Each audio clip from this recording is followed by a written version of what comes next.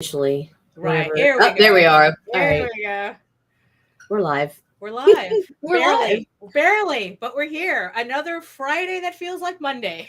But it is Friday. It is definitely Friday. It is Friday, June 10th, Oh my 2022. God. Look, I still can't get over the fact that we're in June already. I mean, my brain is like 3 or 4 months behind. It's like I'm like going June. What do you mean June? I know, right? You And know? then anyway, you want me to throw this intro real quick? Go hit it. All right.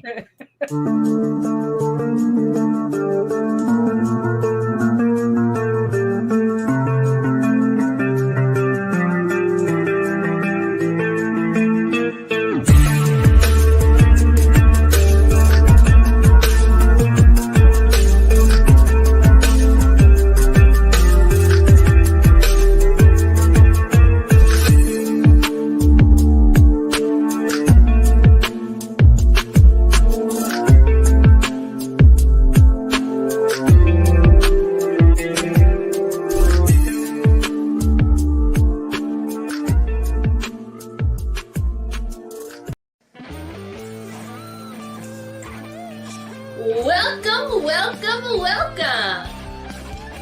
I am Karen Cole, and this is Fire Bitch 3. Thanks for checking out the campaign. We have a fantastic Fire Bitch book with all the bonus swag you know and love. Action, drama, excitement. Our badass babe fights an intergalactic war with a world in the balance. You will love the art and the story. We have some explosive variant covers by us, as well as some smoking guest artists, red hot add-ons, special tiers, and sparkling stretch goals. And the cosplay! Woo! Get excited! You're not gonna want to miss this fiery campaign we lovingly put together just for you.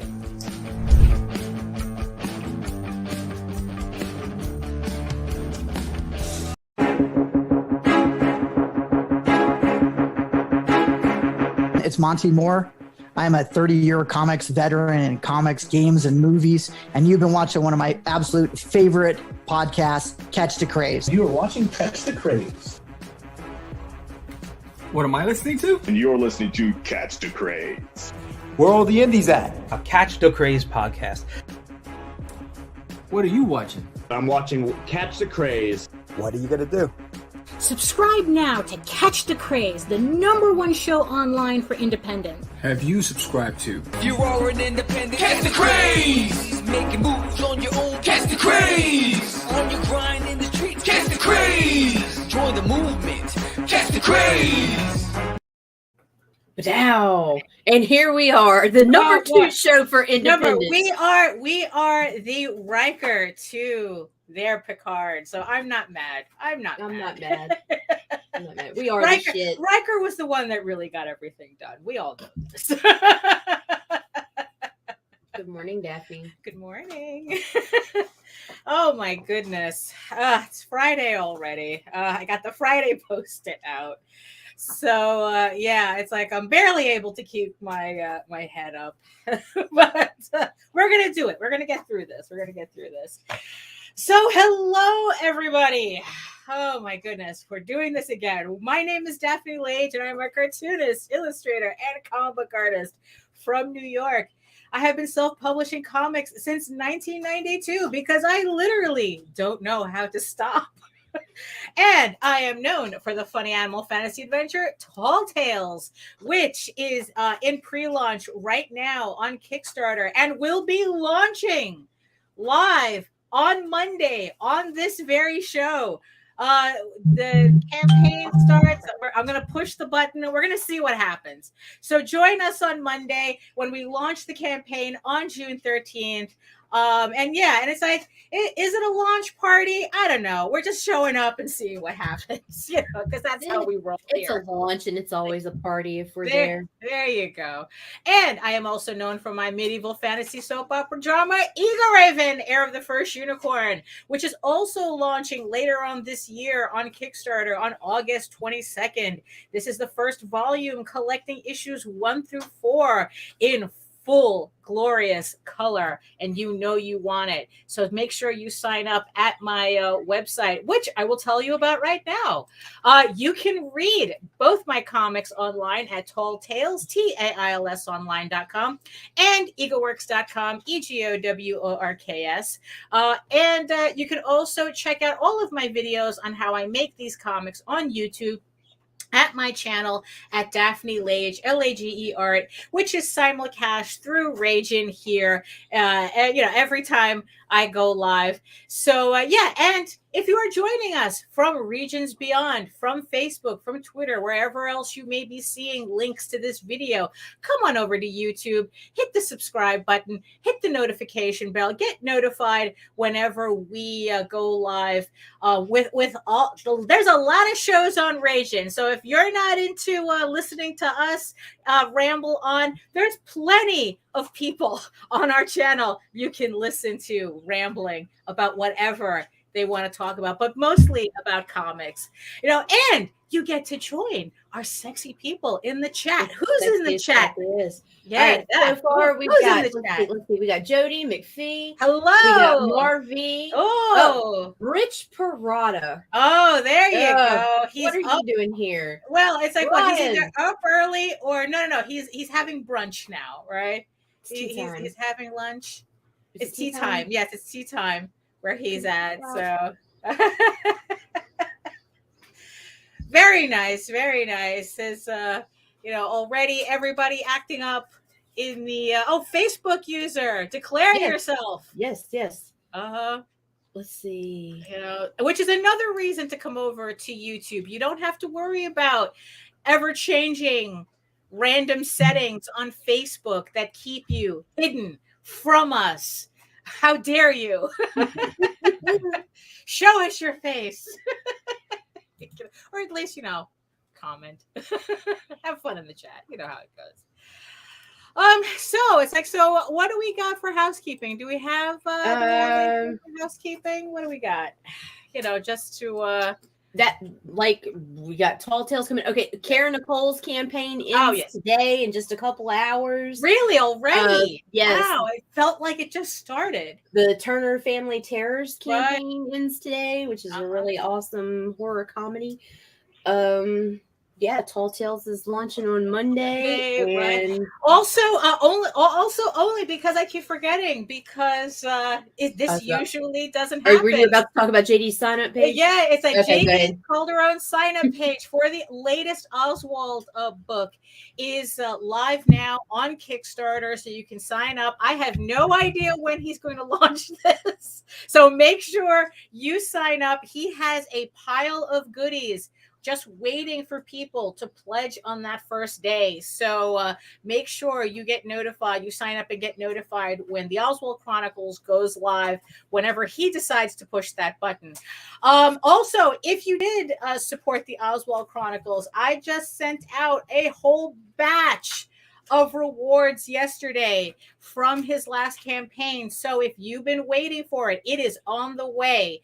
So I just have to deal with all the stragglers now. Try to get the last of everybody who pledged to Eager Raven, to Oswald, out of here. So, but I am working on it. So, so that's yes. So all links to all the campaigns that we mentioned, anything that we any bumps that we play, they're all in the links below. They sometimes pop up in the chat. Sometimes pop up in the chat, but they're always. They're going to be in the show notes, and they're also going to be on the playlist, Raging Promos, on our YouTube channel. I'm trying to get people to send me their MP4s. Right.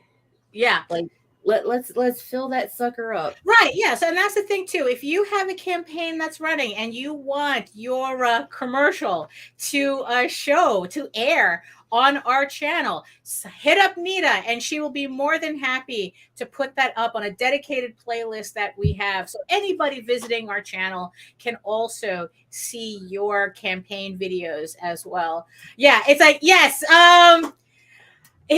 I know. He hates the sign up pages. He hates it. But it's there. So yes. So everybody sign up for the Oswald Chronicles on Kickstarter, so that he learns to hate it less. Facebook user, send me your link in my DMs. Because it seems like Facebook user also has a campaign that we will be linking. That will be linking in the notes and all that fun stuff. So and I guess if you have anything that if you want to send your promos to Nita or anything, you can send everything. Ask us questions, have a comment. It's like, do you want us to put your promo on our playlist on our channel?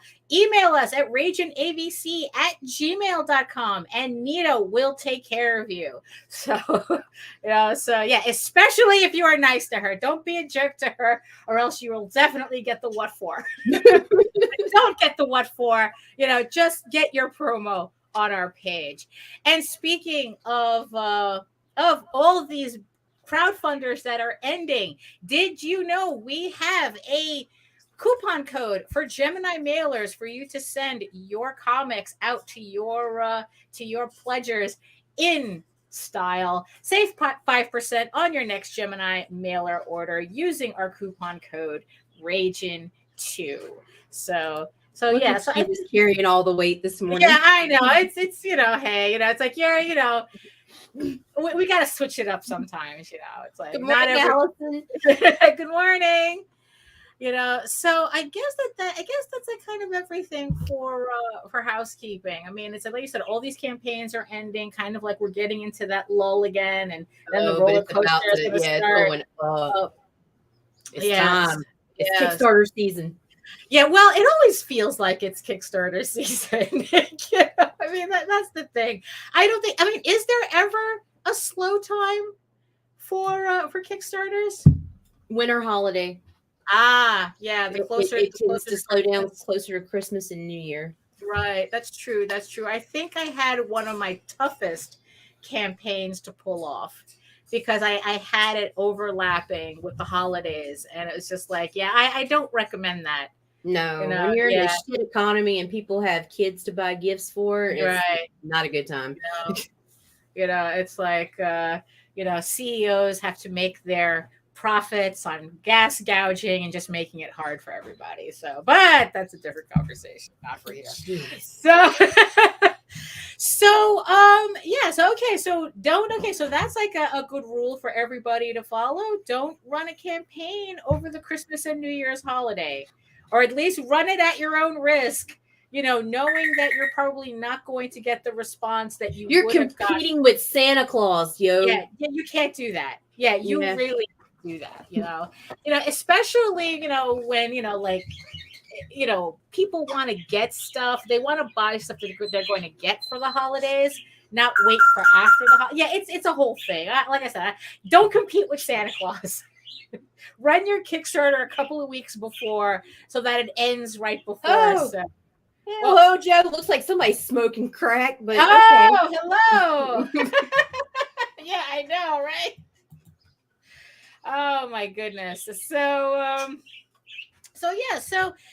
speaking of promotion, you were going on a tear yesterday on Facebook about promotion. So what's going on, Nita? What's going on your end of the? So this time last year, there were several large groups that were just great for sharing your project, and they were getting regular engagement. They were appearing in the top of our Facebook feeds. And little by little, I noticed that was starting to get drowned out by memes. Well, I started looking, and it's like everybody's getting upset, and we're blaming Facebook and yada yada yada about drowning our shit out, but that's not it at all. Basically, we're biting off our own noses by dumping. And what I mean by that is we'll run over into these group pages, dump our projects, and then bounce. Never looking at anything else. You're just in a hurry. Get over there, post your shit, and leave. So we're lacking engagement. And if there's no likes and shares and comments on everything, then it's not going to be a priority in the Facebook algorithm. And with that, the memes that are getting 20 likes and 5 shares and a comment here and there, even the emoji comment, which is just, just comment the little fucking emojis. That helps too. Engagement is engagement no matter what it is. Flip them the bird. Like, even if you don't like their product, tell them, this sucks. Say something. Do something. The engagement is essential. We are getting buried and drowned, and we have no one to blame but ourselves. I mean, I have to admit, that's an issue. I'm guilty of that myself. I've seen you like and share people's stuff, mostly on my own page. But honestly, on the groups themselves, I don't usually make an effort. But I do have to, because you know what it is? It's very easy to think, oh, someone else will do that. Well, what you do is you go and be careful. Select your groups carefully, because a lot of them have been abandoned by the moderators. Like I left a group that was like 5,000 plus members the other day. It used to be a banging group. I mean, constant engagement.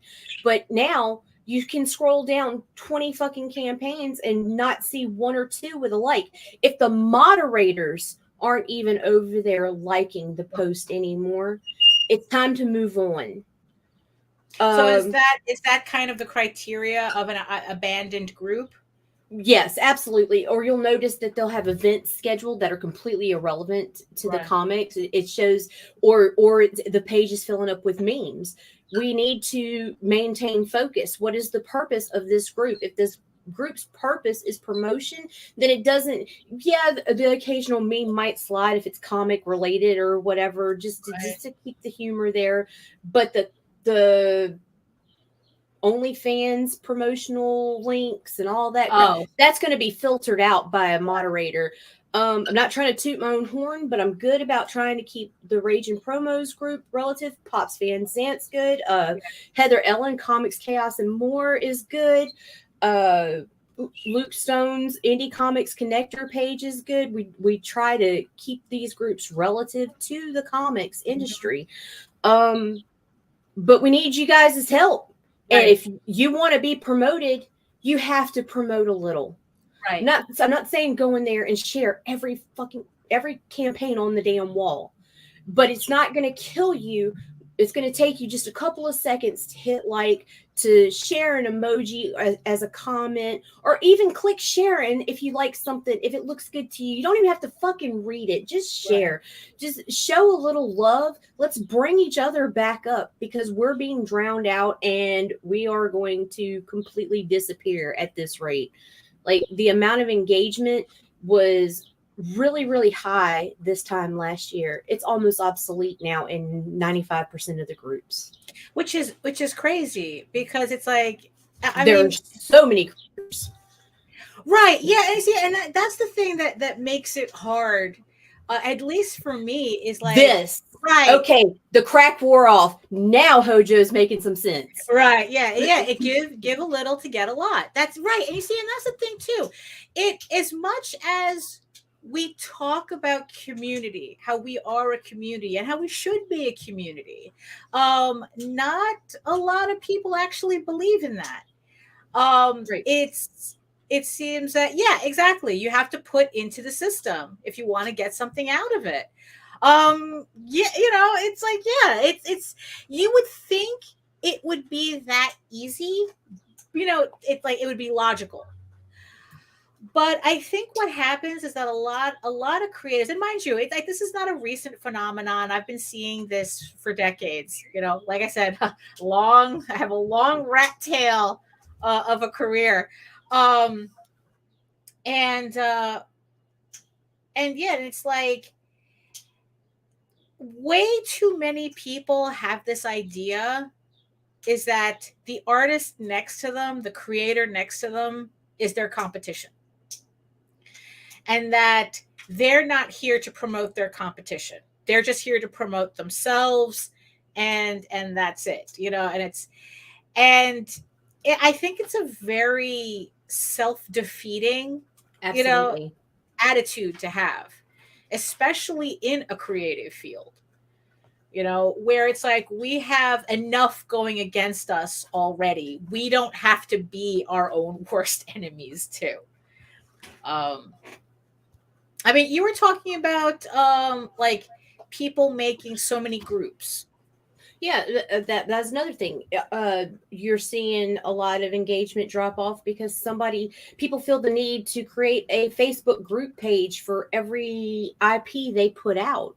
And so these groups come in and they create this group, and this group is just for this one comic, and that's all that gets promoted on that page, and they won't add anybody else's stuff or whatever. And it's like that's kind of defeating the purpose. That's what your Kickstarter campaign is for. That, you know, when it comes to promotion outside of the platform, you want to get more eyes on your stuff. Now you're just isolating it to your fan base that's neat, that you're wanting to expand. But if you're not giving that love back, why would anybody want to grow? Like, okay, for me, one of the quickest ways for me to promote somebody is for me to see them showing love to someone else. And not only if I see you doing that on Facebook, I'm going to take you outside of the Facebook platform too. I'm going to take you over to my Instagram. I'm going to take you over to the Ragin' pages. I'm going to take you off here to Twitter. Share. I will go out of my way to share people I see that are showing love to other creators, because we're all in this together. We all need each other's fan bases. We need to expand our networks and grow. And when I say we need each other's fan bases, I'm not saying, oh, I'm going to steal your people. But it gets more eyes on the project. The more eyes that are on your project, the more likely you're to be shared. The more likely you're to be shared, the more likely someone is to back you, and so on and so forth. It's just gotten ridiculous that there's so much unnecessary competition. I'm not saying that there's no competition, but it's unnecessary. Yeah. Especially right now, like throughout history, one thing I hear Randy talk about all the time is when the economy is not doing great, comics thrive. And why? Because it's a cheaper form of entertainment. And while there may be cheaper forms of entertainment than Kickstarters nowadays, there are digital options. It's complicated, but it's like, this is where it's at. Like, let's share each other. Let's show each other some love, show some respect to your fellow creator. They've got just as much blood, sweat, and tears in this as you have. And it's really sad to see these groups just falling apart. Like, especially like some of the bigger, I wish I could name some names, but I really don't want to do that. There are some fantastic groups with thousands and thousands of people, and they're useless now. They're useless. There's no point in being over there. I've left them because it's a waste of my time as a promoter to even have them on my list. Right. I mean, so what's the difference between a group and, say, having a business page where it would make sense? I mean, it's like, well, with the business page, you're going to promote your own product because that's going to link back to you and your stuff. But the whole purpose in the promotional groups started as a place for people to find everybody. It was a free for all, shameless self promotion, not selfish promotion, which is what it's turned into. Right. So you had said something about people thinking that it's like, oh, it's not that we want to steal your audience. You know, again, going back to the we're all competition type of thing. And it's like, and that is such a very strange thing. To kind of contemplate that and people probably do. I guess that's the whole crux of the whole thing, where people think that it's like, oh, if my audience sees your book, my audience is no longer my audience. Like, oh, they'll abandon my book to buy yours. Don't you watch more than one particular movie? Don't you read more than one specific author? Right. I mean, it's the same freaking thing. Right. But the thing about your audience and my audience and the next creator's audiences is, guess what? They like comic books. They like that medium. Right. So therefore, my people can become your people and your people can become my people. Exactly. People can buy more than one fucking comic book. Right. Exactly. Look, hey, boom. Right. Yes, exactly. Especially. And if they can't, they can go digital. They can look at. They can promote these guys on Webtoons. Let's promote these independent artists. Promote these independent writers. Promote these independent creators. Don't let this die. And it is like it needs resuscitation, and it needs it now. And we have no one to blame but ourselves. So there you go. So the next time you post something to a Facebook group, I guess it just scroll down a bit, find a book that you think you'll be interested in, or you think a friend of yours will be interested in, and just like it, and and maybe share it. But you know what? Just show some interaction. If nothing like it. If nothing else like it. Because remember, the Facebook algorithm reacts to the choices that you make. So it's like the more people like and really engage with posts, the algorithm is going to hopefully reward us for that. So, I mean, and the whole thing, like there is, I mean, the whole like stealing the audience thing. I mean, it's so ridiculous because it's like, that's like saying that, oh, I want to make sure that nobody knows about, the book Unicorn Vampire Hunter, because like, oh no, if people know about that book, they won't read Eager Raven anymore. And it's because guess what, I read both. Right, exactly. It's like, and also it's like it's two different books. It's kind of like how you have Marvel heads and DC heads, but they all seem to know so much detail about each other's movies. Which means that they're watching both regardless of having a preference. Yeah, exactly. It's like come on, it's the internet, it's free, very loosely, using the word, but it doesn't cost you anything. And it's like, look, if you're just mindlessly scrolling, at least do something a little productive with it and help promote people. But also don't waste your time. Go to the groups. There are so many groups now. I would strongly suggest everybody going through their list of groups and cleaning them out. And the best way to do that is not look at how many members are in that group, because those numbers right now are irrelevant. Right. Scroll through there. Check and make sure the moderator at least is engaging in that group, that they're liking, they're sharing, they're occasionally commenting.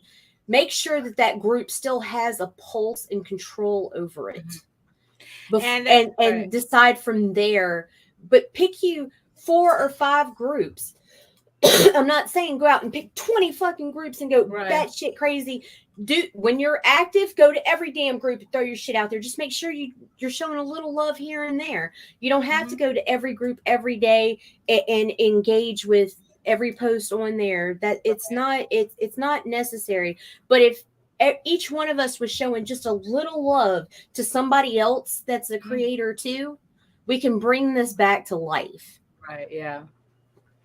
Yeah. And you say that, and you're saying about like 20 posts in, like if you hit 20 posts and it's if you hit 6 and a moderator hasn't liked or something in the past 24 hours, walk away.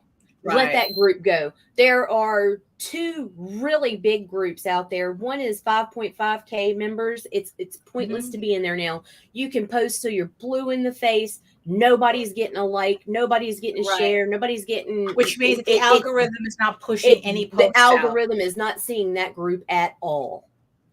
It's a waste of time. Yeah.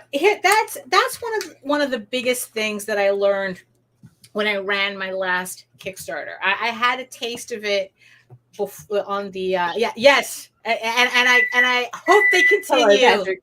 And I hope they continue being so. Really? And is that what I saw really, really help with my campaign this last time around was trading links with people and sharing links to other campaigns and putting them, like sharing them on my mailing list and whenever I did updates on a Kickstarter. Hey, and the thing is though, Facebook user, the books didn't have to be, like on the nose relevant. That was the thing. I mean, yes, it's like if you're coming to me with a blender that plays MP3s, I mean that's not relevant. That's not going to be a relevant campaign for me to share. But it's like I think I shared a novel series, a link to a novel series. It's like I shared a link to a Cthulhu comic. It's like because everybody's tastes are so varied, you never know who's going to like something, to show interest in it. I mean, Joe D has told me numerous times that yes, it is a parrot. Yes, I share my office. That's with, PR. PR. That's our public relations, our parrot relations department right there. So Joe D. McPhee has told me on numerous occasions that I guess that under normal circumstances, I guess he would have never have backed Eagle Raven. Right. But his curiosity about me and my work got to him, and he bought the first issue and was hooked. He said that there was just something about the story that even though it was in a genre that he wasn't into, hey Peter, that he wasn't into, the story hooked him anyway. Right.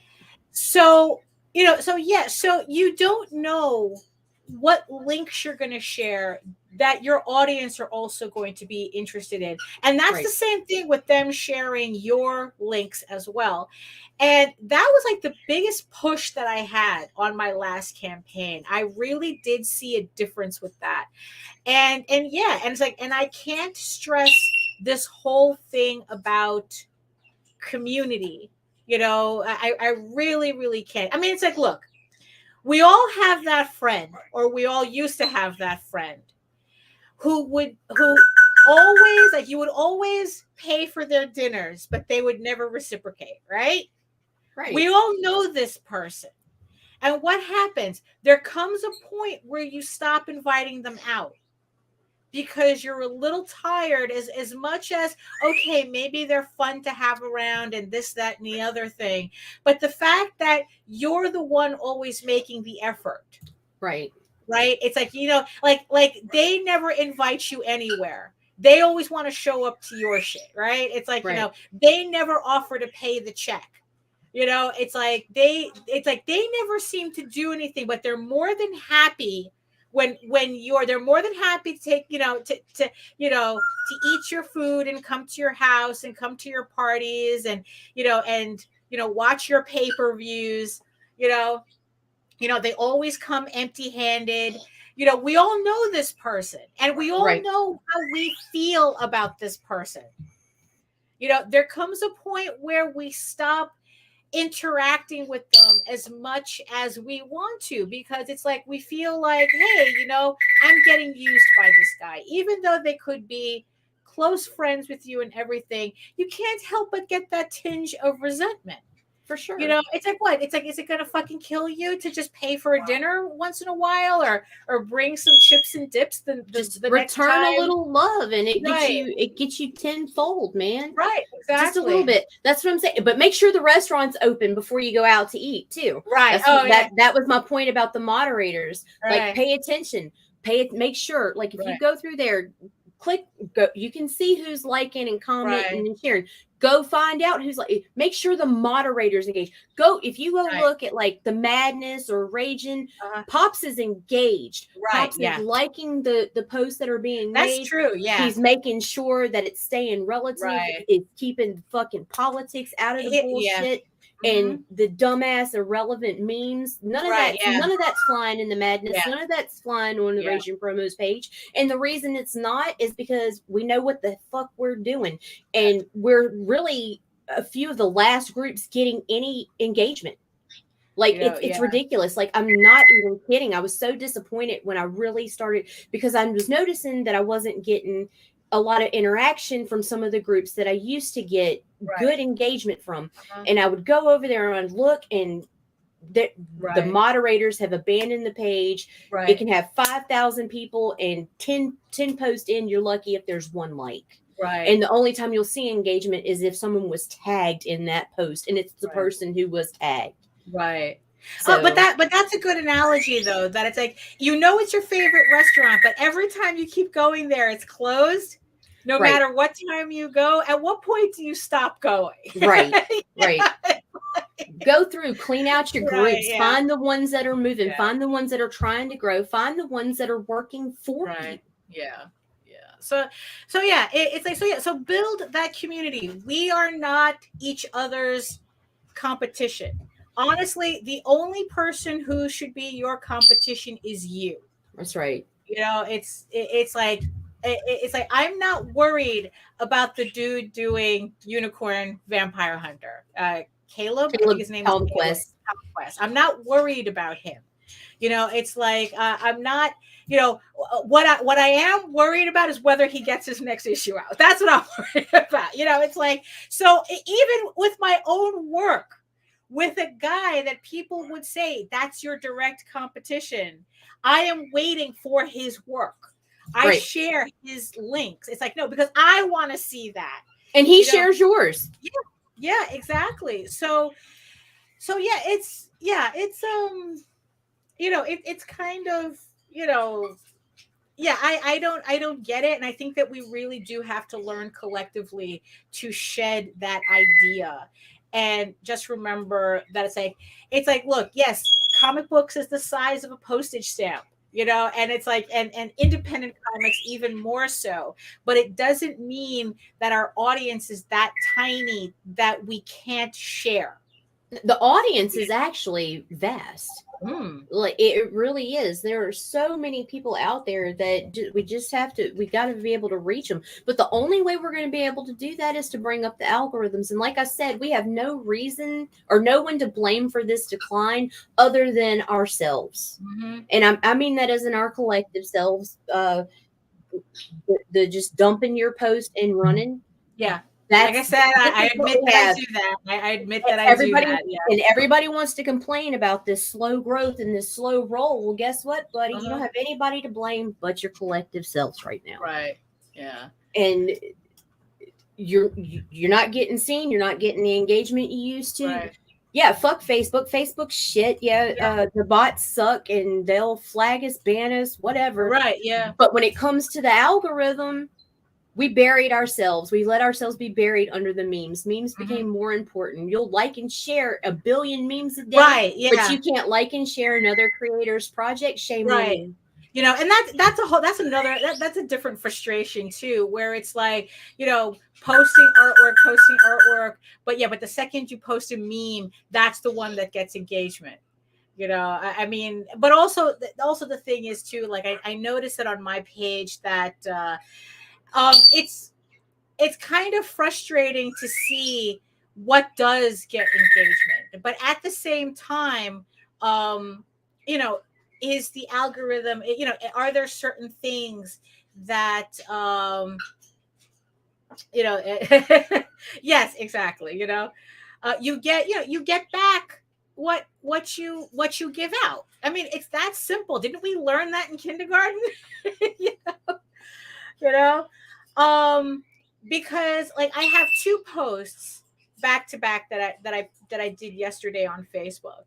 And one of them I was expecting to do a little bit better, but got completely like, maybe I have like 6 people that even saw it. And even then I had to tell Nita I posted because she didn't see it. Right. I posted up some doodles and I posted up an excerpt from my novel, just to like kind of give an update about my novel. Oh, which by the way, if you're curious, my novel update is now 30,568 words. And that's another thing. Yeah. Right here. Regularly, when you support true. people on YouTube, you got to kind of regularly hit up the channels and make sure, because I was unsubbed to a couple of channels that I'd subbed to. You pay attention to what's going on to your own accounts. Yeah, because there's some people who they send me friend requests that I could have sworn I had them friended eons ago. You know, and maybe they're just redoing their pages or whatnot. But writing a novel is a completely different, yes, it is. It's a hot mess of a process. I do have to admit that whenever that discourse comes out, that's like, oh, who has the harder job, writers or artists? It's like, look, I'm always going to give that shit to writers every time, because it's like, man, I sent Nita my latest update for my story. For those of you who don't know, I'm writing a novel that's a continuation of Eagle Raven, Air the First Unicorn, when those 15 issues are finished, and this novel is going to be the continuation of it. And I told her that I'm at a point where I kind of painted myself in a corner, where but not really though, because I am working from an outline, but I finally came to a point where it doesn't seem the outline is working the way I want it to, and it feels like I'm going a little bit too long on some quieter scenes, and my comic book brain is like going, you need a fight scene, you're going too long without a fight scene. So last night I was like a blacksmith. I was like, why can't I get this to fit? It's like, so I'm like rearranging scenes and trying to condense scenes and, just doing all for a first draft, but that's how it works. Yes, it is a messy process.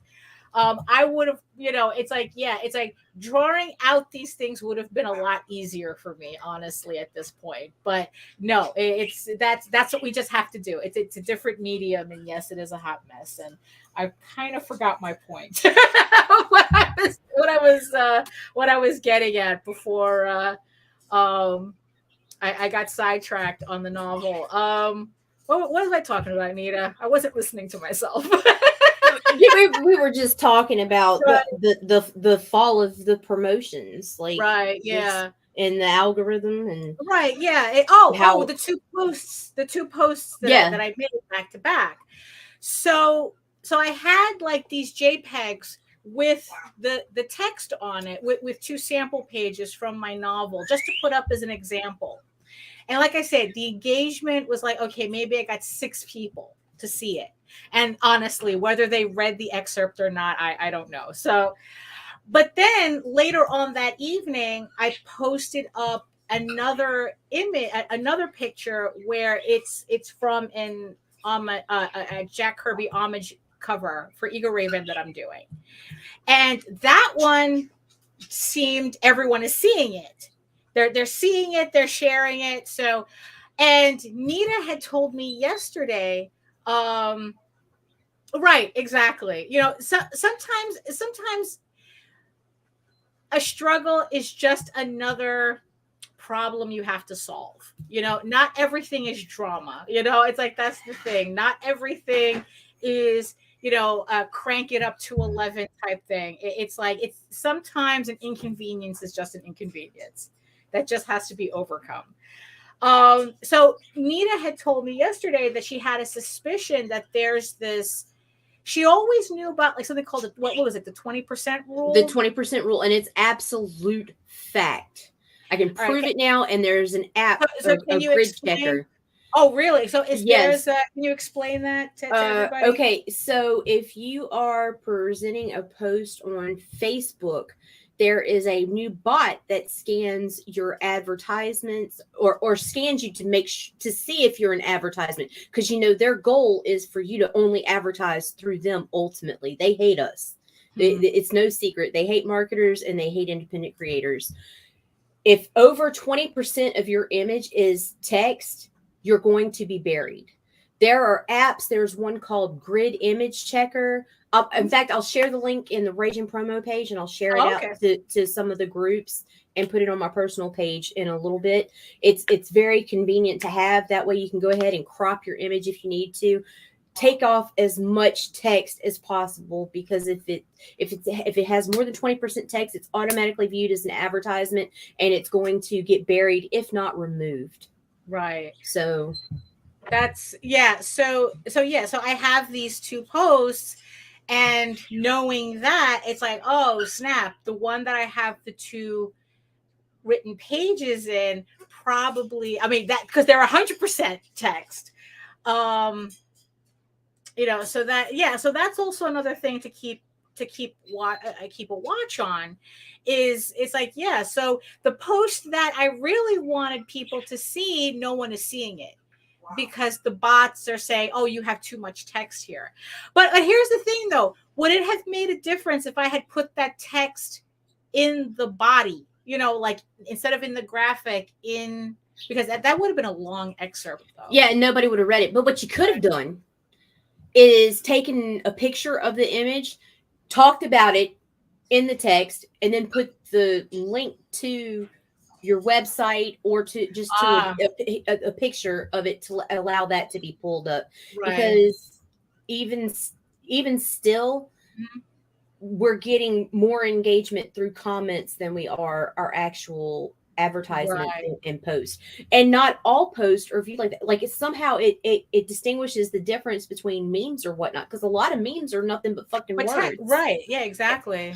And it'll let those fucking fly. But the moment of freaking somebody who's a creator throws up something and it's more than 20% text, right, that ad is the share is invalid. What's funny is that as much as we hate the trend of creators using memes to advertise their campaigns, now knowing this, do you think that I think that's going to fly? No, I think it's going to end up. I think it's going to backfire.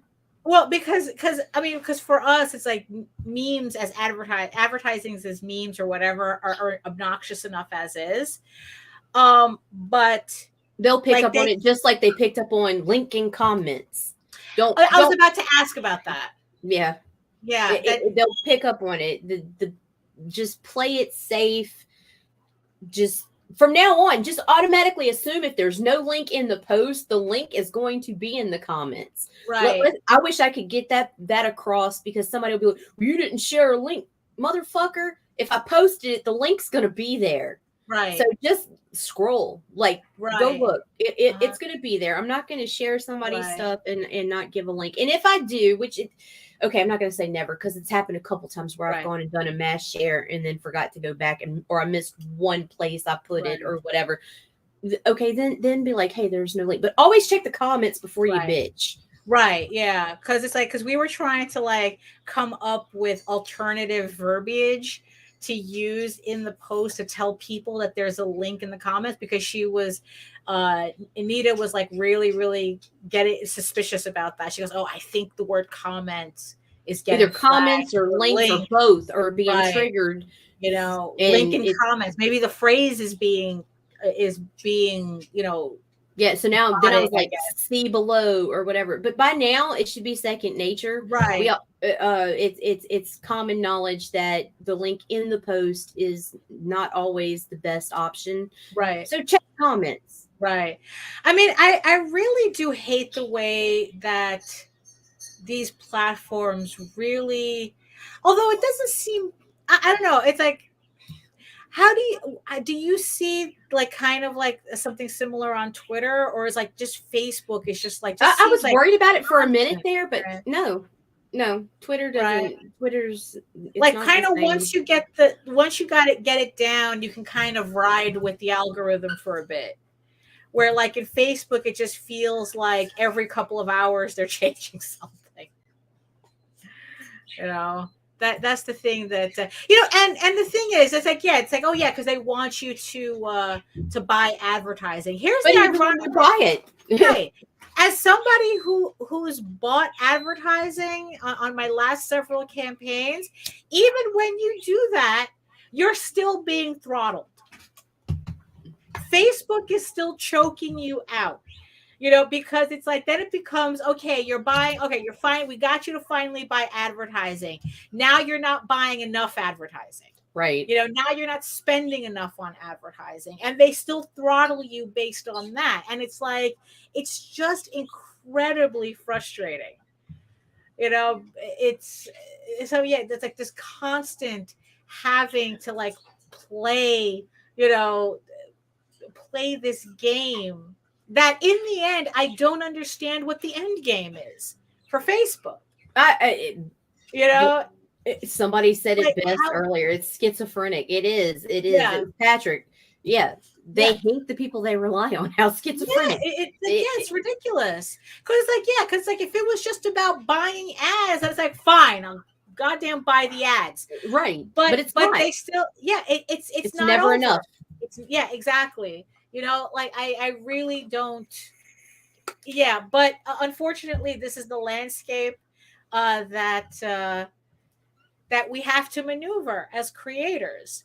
It's like, and that's the thing too. It's like, unfortunately, as creators, we do have to wear a lot of hats, whether we want to or not. I know a lot of you out there are like, oh, I just want to sit down and do my comic. I just want to draw. I just want to write.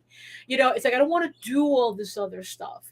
And so I just want a publisher to do that. Well, it's like, look, the problem is that even when you're with a publisher, they expect you to still do this stuff too.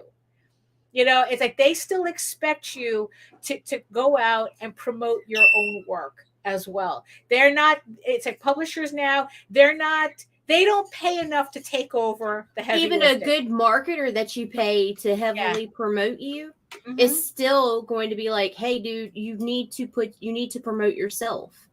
You need to be, because no one's going to be on fire for your project if you're not. Yeah, exactly.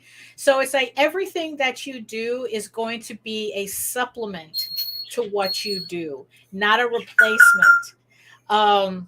So it's like, no, you cannot just draw, you cannot just write, you cannot just create.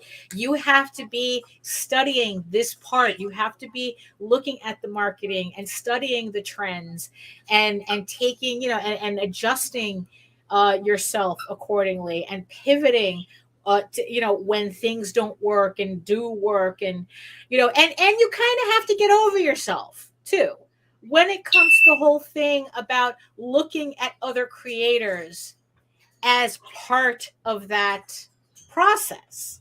It's like no man is an island. We all know how the phrase goes, and it's like, and it's literal as well as figurative. It's like no, you cannot do this yourself. It's like you need to, it's like it requires you to extend a hand. And it's like, and you have to get over yourself when it comes to, oh, they're the competition and this, that, and the other thing. And it's like, look, we learned this in kindergarten. You learn to share, right? It's like, that was the idea, that it's like, you get what you give, and it's like, and if you're the guy that always expects everybody else to get you in the room, when it's like, look, the door's right there for you too. How come you don't open the door? It's like, why aren't you walking through the door yourself? Why are you waiting for everybody else, but you won't open the door for anybody? Right. It's like, but you're expecting everybody else to get you in the room. That's not how it works. So, it's like, we're not your competition. Worry about your book and worry about, we want people to see our stuff. We want people to buy our stuff. We want people to enjoy our work. We're not working in a vacuum. As much as I talk about, I do everything that I do for an audience of one, and that's me. But it's like, look, it's like, you know what? The fact that so many people want to see my work means I have to put a little bit more effort into making sure that they see it. And it means holding hands with everybody who you think would be incompatible. It's like, but are, for some reason, it's like I said, Joe D, he does Amazonia, which is also on Kickstarter, by the way. Like I said, he said that under different circumstances, he would have never have bothered with my book, but he got hooked on the first issue. There are plenty of other people like Joe D out there that are just waiting to get hooked on your first issue, because it's like they have preconceived notions, and you have to work to get over those preconceived notions, to build your audience of people who, hey, this is really good. I wasn't expecting this. It's like, I usually don't read this, but, yeah, that's, I mean, yeah, really, you have to put the work in. That's what it really boils down to. You have, no matter what you do, you have to put the work in promoting your stuff. And yes, and that requires you promoting other people too. Because what goes around comes around. And if you're not sharing, you're not receiving either.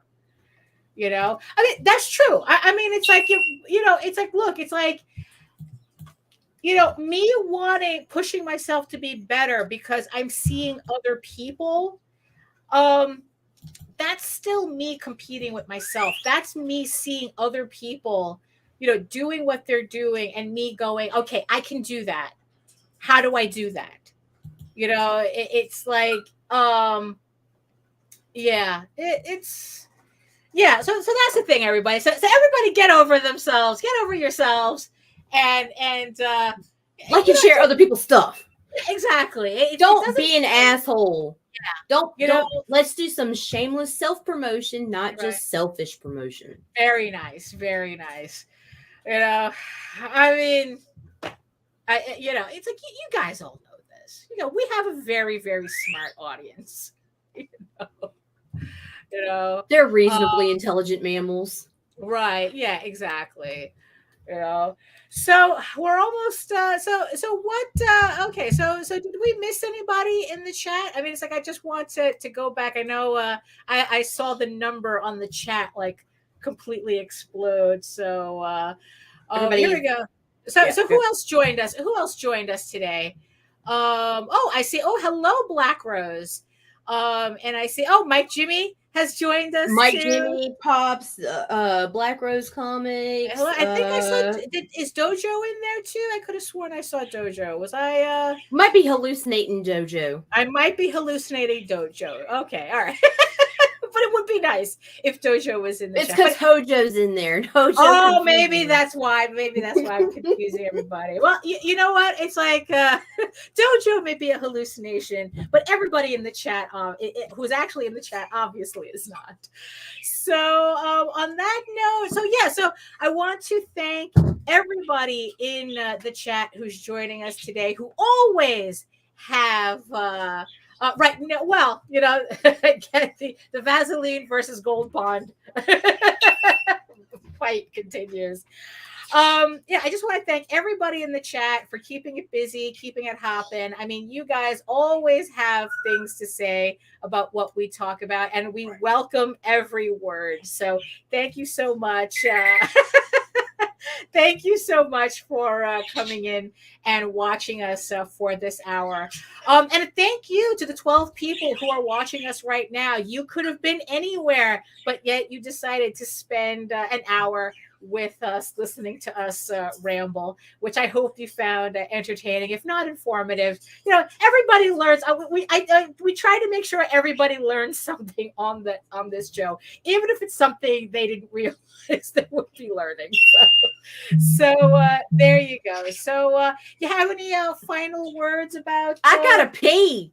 Oh, well, okay. So her eyeballs are floating. So on that note, you can head on over to my main portfolio site at eagleworks.com, EGOWORKS, if you want to learn more about me and my artwork. You can find links to all of my galleries and social media sites, but I mostly post to Facebook in spite of the algorithm. It's like, and that's the thing too. Find the platform that works for you the most. Take advantage of everything, but focus your energy on the platform where you get the most engagement. And for me, that's Facebook, in spite of everything that we complained about. So come on over to Facebook and see my stuff. So, again, you can also see all my videos on how I do everything on YouTube, here on the Ragin' channel, on my channel at Daphne LaForge Art, which also simulcasts through Ragin'. You can read the first 5 issues of Eagle Raven, Heir of the First Unicorn, in its original black and white format. But if you prefer your fantasy to be more of a Lord of the Rings type of adventure, which you will find out more about on Monday, you can follow the links to Tall Tales, TAILS online.com, and read the first 20 issues of Tall Tales for free that me and JD have been releasing in these beautiful comic book size trade paperbacks. Like I said, Monday, join us for the launch of that on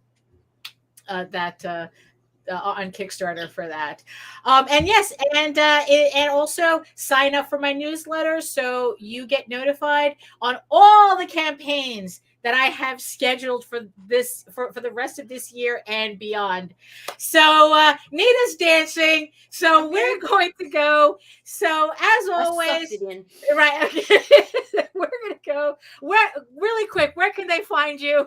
Or just email you at raginabc@gmail.com. Yeah, email me raginabc@gmail.com. Nita Lanning on Facebook at C_chaos 24/7 everywhere else. And if @ doesn't work, drop it, and it's just C_chaos 247. Right. So here you have it. At the end of all things, eat your food, moisturize, mind your business, and do the work, because when you actually do the work, you never have to fake your accomplishments. Hey, and speaking of promotion and dojo, before I throw our outro, I'm going to show dojo just a little bit of love. Oh, okay. So there we go. So links everywhere, especially in the show notes. See you Monday. Ciao. Like, comment, share. Infamous gunslinger Desmond Gibbons, better known across the Wild West as the Cactus Kid, comes to the sleepy town of Clarkson. Trouble finds him in the unlikeliest of sources, the sheriff. After their conflict, the Cactus Kid finds himself inexplicably wearing the badge of a lawman. Later, while on the trail of a serial killer, he and his deputy run afoul of a powerful druid, and the events that lead to the Cactus Kid's transformation into the hulking, four-armed projectile reptile are even more than the druid bargained for. From the Wild West to current-day Los Angeles, where he meets superheroes Black Eagle and Red Hawk, and forms an uneasy alliance with the stunning but deadly Kitty Hawk. Join the projectile reptile on a journey of gunslinging druidic magic, superheroes, and artifacts. Projectile Reptile from Dojo-kun Comics, only on Indiegogo. Are you ready for the truly Wild West?